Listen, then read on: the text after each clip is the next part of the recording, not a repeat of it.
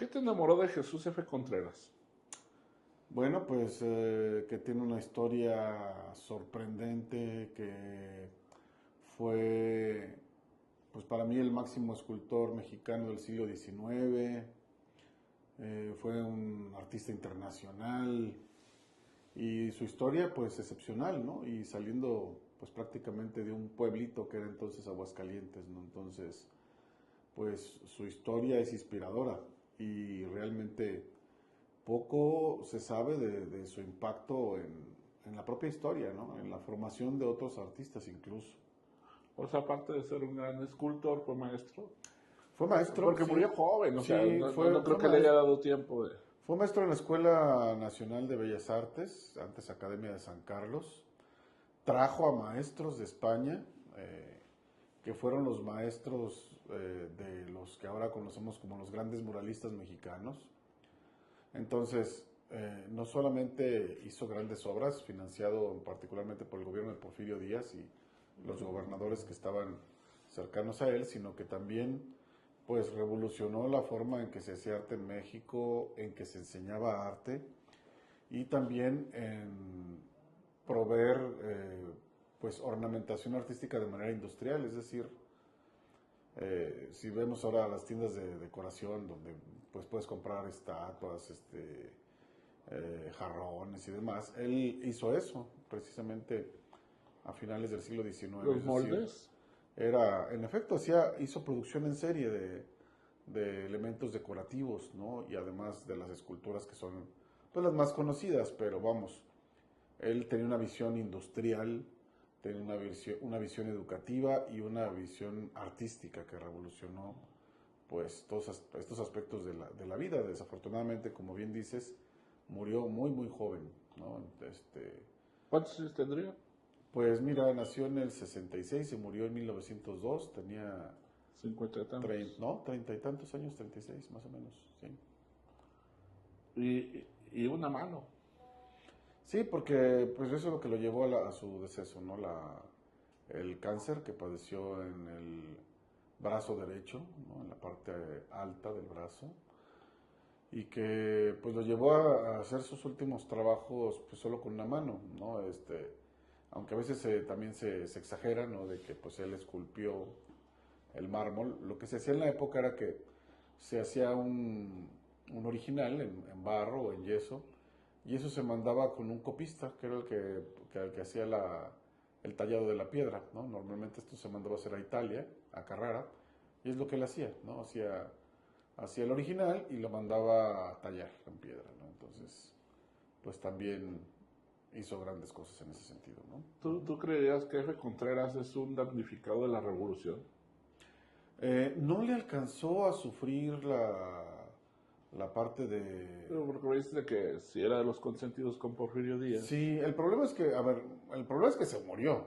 Si él no hubiera muerto, seguramente, por ejemplo, el monumento que ahora conocemos como el Ángel, ¿no?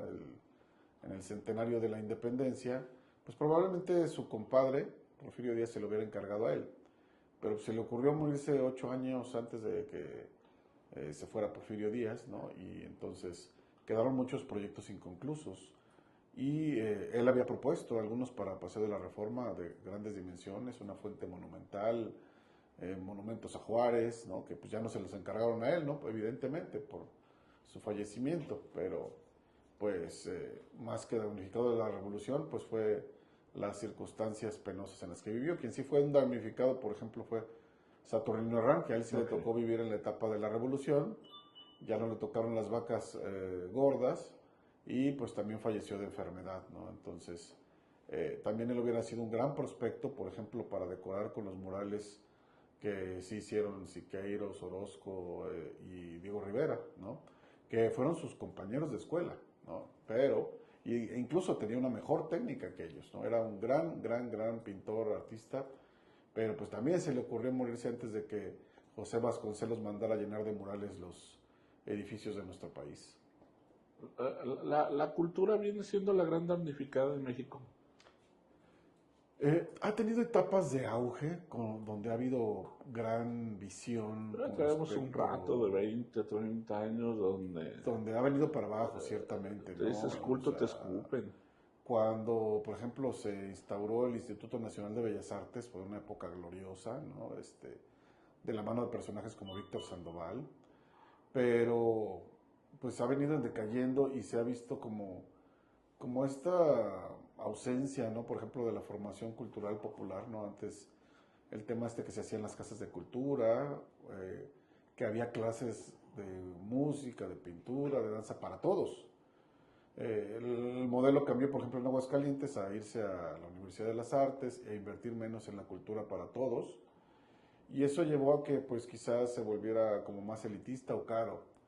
Y creo que pues una buena apuesta sería que nuevamente, por ejemplo, regresaran los talleres artísticos en las escuelas, que era un financiamiento estatal, en el programa que se llamó ProArte, si mal no recuerdo, ¿no? Y eso, pues lo ves, aunque a veces se cuestiona de que si el arte nos hace mejores personas, yo creo que sí influye en tener a personas más preparadas y pensantes, ¿no?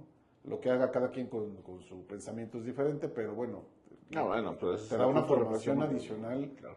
que te prepara para otras cosas en la vida. O sea, no todo es formar obreros, ¿no? Que ahora estamos viendo esa crisis, ¿no? ¿Qué pasa si se nos va la automotriz, ¿no?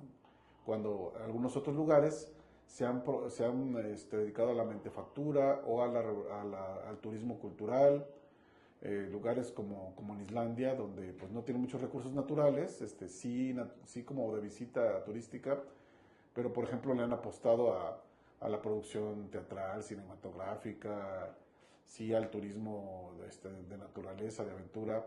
Es decir, no todo debe estar enfocado a la tecnología.